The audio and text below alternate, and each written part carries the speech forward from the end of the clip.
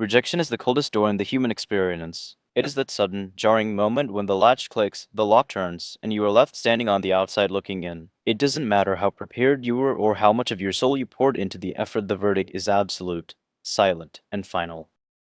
The initial sting of a no doesn't just hurt your pride, it destabilizes your internal narrative. It whispers a toxic doubt. Your work doesn't matter. Your voice isn't needed. You are invisible. It is an emotional eviction notice, and the pain it inflicts is a heavy, universal tax on everyone who dares to try. We live in a culture that treats rejection as an indictment of identity. We view the no as a metric of our worth rather than a subjective data point in time. Because of this, we hide our rejections like shameful secrets, burying them beneath a veneer of manufactured success.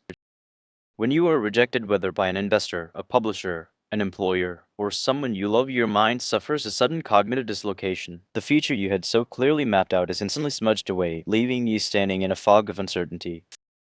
Psychologically, your brain doesn't differentiate between social rejection and physical injury. Functional MRI scans show that a major rejection activates the exact same neural pathways as a physical blow. When you are turned away, your nervous system experiences a genuine emergency. When your internal alert system is firing, your judgment is deeply compromised. Trying to fix the situation, send a reactive response, or force an alternate door open while locked in this emotional panic almost always leads to further distress. You cannot paint a masterpiece while your hands are shaking with anger. The first rule of surviving rejection is to enforce a mandatory tactical pause. Step away from the phone. Close the laptop. Do not attempt to negotiate, retaliate, or reapply immediately. Give your neurochemistry time to cool down. Sometimes, the most high-performance action you can take is to simply let the day end. Isolation after rejection amplifies the echo chamber of self-doubt. Confiding in a peer who has been in the trenches breaks the illusion of your unique failure. When you share the story, you realize that rejection isn't an execution, it's an initiation that every master has had to endure. Find a productive space to channel the restless energy. Clean your desk, organize your tools, or engage in a physical craft. Allowing your hands to focus on a tangible, controllable task gives your subconscious mind the space it needs to process the trauma of the no. A rejection is rarely an objective assessment of your absolute value. It is merely a reflection of alignment at a specific moment in time. The cliff doesn't hate the wave, and the wave doesn't hate the cliff, they simply meet. You must learn to decouple the outcome from your intrinsic self-worth. Initiate a digital quarantine when you are feeling exposed. Scrolling through professional or personal platforms that showcase nothing but curated victories is an act of emotional self-sabotage. Disconnect from the noise so you can focus on the reality of your next move. Once the initial emotional sting has quieted, logic must resume control. It is time for a cold, clinical postmortem. Shift your perspective from that of a wounded participant to that of a forensic investigator examining a closed case. Differentiate between standard friction and poor alignment. Did the rejection occur because your execution lacked polish? Or did it occur because you were pitching a square peg to a round hole? Recognizing the difference prevents you from wasting energy trying to force doors that were never meant for you.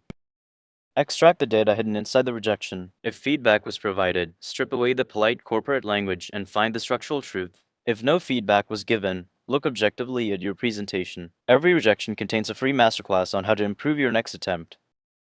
Rejection is an incredible filter. It ruthlessly strips away superficial interests and forces you to confront your core motivations. If a single no is enough to make you quit entirely, then the path wasn't truly yours. But if the rejection leaves you eager to improve, it confirms your calling. Adopt the philosophy of the broken vessel. Your value doesn't drop because you suffered a setback. The fracture lines are not defects to be hidden. They are the exact places where your resilience becomes visible, turning a standard story into a compelling journey. Now, you pivot. Rejection is rarely a stop sign, it is a detour sign pointing you toward a more viable route. Armed with the insights gained from your failure, you remap your strategy, diversify your options, and prepare to approach the market from a position of strength. Talent is common, but rejection tolerance is exceptionally rare. Every time you face a major disappointment and refuse to let it break your spirit, your psychological armor hardens. You are tempering your character, transforming raw ambition into unshakable grit. High performers do not have a lower rejection rate than average people. They have a vastly higher rejection rate because they take significantly more shots. If you aren't being rejected on a regular basis, your goals are far too small. A clean record is proof of an uninspired life. With your strategy updated, you must re-enter the arena. Action is the ultimate antidote to the lingering paralysis of rejection. The moment you submit the next application, pitch the next client, or audition for the next role, you reclaim your agency. Mastery is built upon a foundation of unseen corrections. Every expert you look up to is simply a beginner who refused to let a closed door convince them that the journey was over. Train yourself to view a rejection as a neutral transaction. A buyer declining a painting doesn't mean that art is flawed. It simply means it didn't match their current collection. Stop treating a mismatch in taste as an assault on your identity. Confidence isn't the belief that you will always be accepted. It is the absolute certainty that you will be entirely fine if you are rejected. That internal stability cannot be given to you, it must be earned through exposure. Do not allow a single rejection to shrink your worldview. When one market closes its doors to you, it is an explicit signal to expand your scope, seek out larger audiences, and test your ideas in deeper waters. Transform the no from a barrier into raw fuel for growth. When your ultimate goal is the absolute mastery of your craft rather than immediate validation, every rejection becomes a necessary step in your education. A life built entirely on easy successes is structurally fragile. It collapses at the first sign of institutional opposition. True resilience requires a foundation poured in the mud of disappointment and reinforced with the steel of persistence.